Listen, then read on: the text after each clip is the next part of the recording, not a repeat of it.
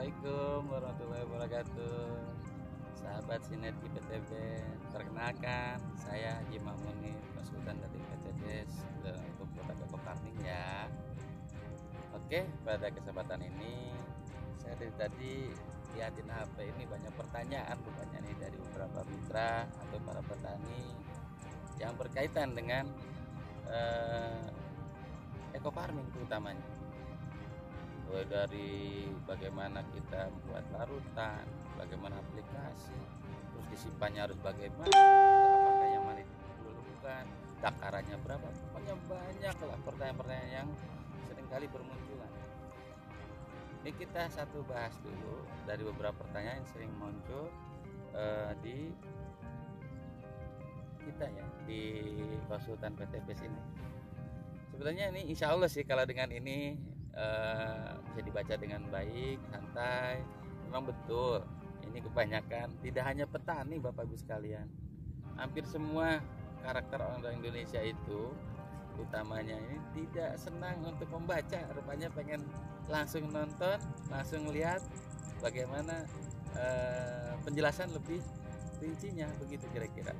Oke, ini ada pertanyaan. Assalamualaikum, apakah ekofarm bisa dicampur dengan pestisida atau dengan pupuk kimia saat pengaplikasiannya? Ini pertanyaan menarik nih. Kenapa? Karena jujur aja, petani di kita pada umumnya sudah terbiasa dan sudah menjadi satu kebiasaan. Kalau dibilang bahwa nanam padi ini nggak pakai pupuk, nggak pakai pestisida, udah nggak usah nanam katanya. Sama aja itu kan sesuatu hal yang agak kelihatannya sulit untuk dihilangkan. Dulu zaman tahun berapa ya, tahun 80-an barangkali atau 70-an lebih jauh lagi, orang dikenalkan pupuk kimia aja pada lari, pada gak mau, dengan alasan apa dan sebagainya. Dan itu cepat atau lambat alhamdulillah bisa diminati oleh petani pupuk kimia itu. Nah, sekarang berbalik lagi nih, dengan diperkenalkan PKO, mereka juga tetap menolak dulu.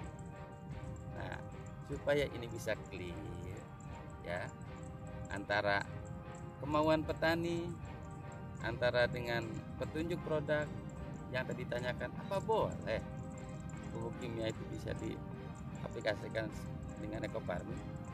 Jawabannya adalah kalau dengan pupuk kimia masih boleh, dengan catatan tidak bersamaan waktunya, tidak pada tempat yang sama ya. Jadi harus ada jeda waktu.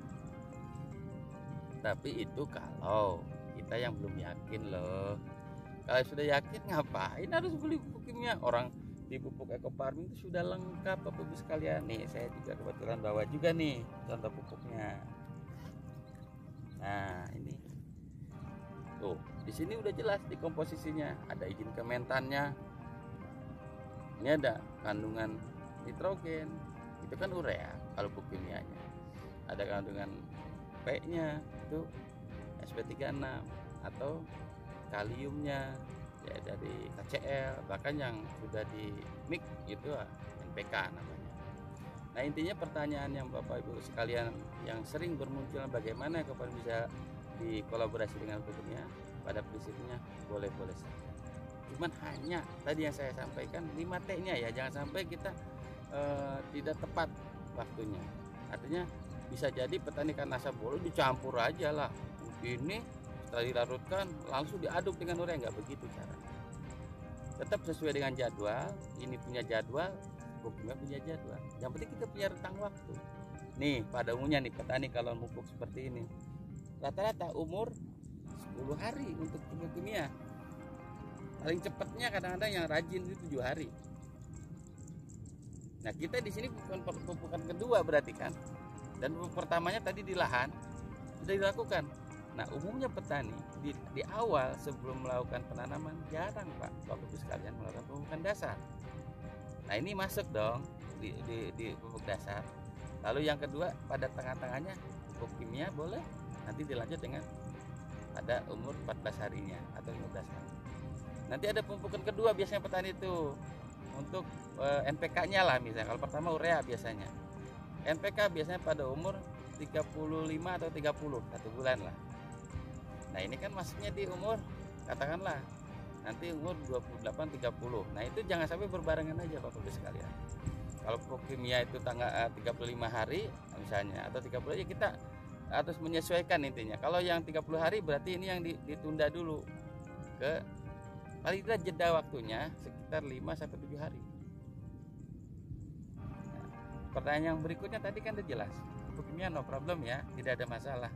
Cuman ya itu tadi lah yang namanya kita pakai pupuk kimia yang terjadi pemborosan. Artinya satu hal yang sudah ada di sini kenapa ditambahkan? Tetapi ini kan namanya upaya untuk supaya petani mau dulu pakai ini. Oke lah, kita sistemnya adalah gimmick dengan pupuk kimia, nggak masalah. Cuman kita harus benar-benar tepat pengaplikasiannya. Tapi untuk pestisida tidak ada toleransi sebetulnya kalau untuk pengaplikasi secara bersama-sama, ya baik waktu dan tempatnya. Kalaupun terpaksa kembali lagi harus ada jeda waktu juga. Pestisida itu kan racun. Ya masa iya, mohon maaf ya Bapak sekalian, saya kadang sedih lihat petani itu, masa iya tanaman diracuni.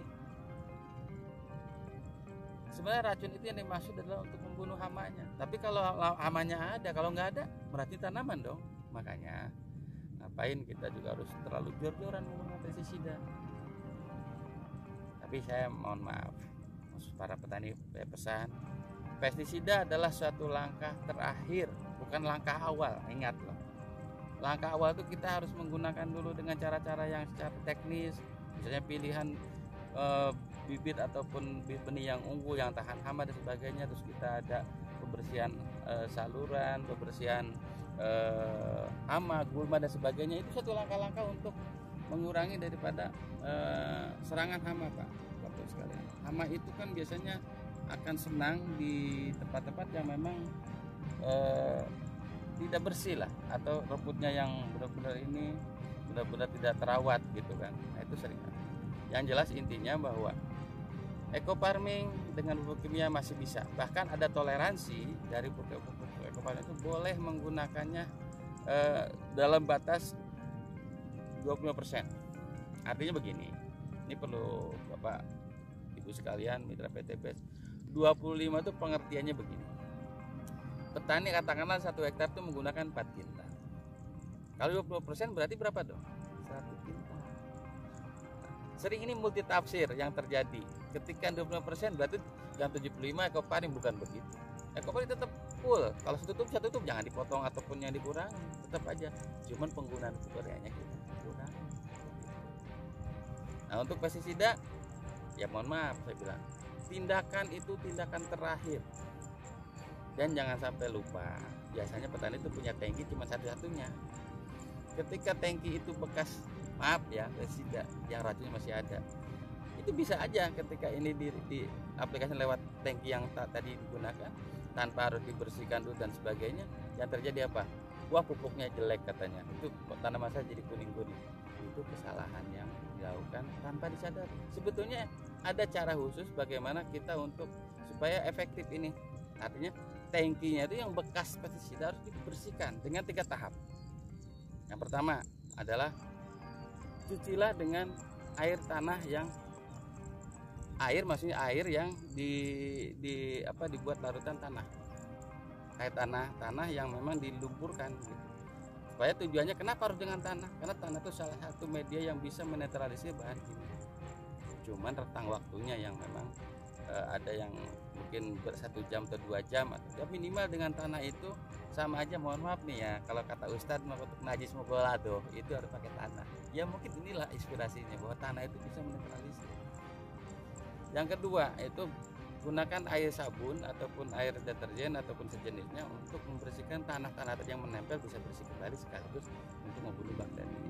Masuk virus-virus aja bisa ini dengan deterjen. Yang terakhir sterilisasinya dengan apa? Dengan air panas. Ketika tahapan dilakukan tanpa harus beli tangki yang baru. Ya syukur-syukur petaninya siap untuk menghadapi semuanya dengan beli tangki baru, pupuknya baru, kaosnya baru lah misalnya dan sebagainya.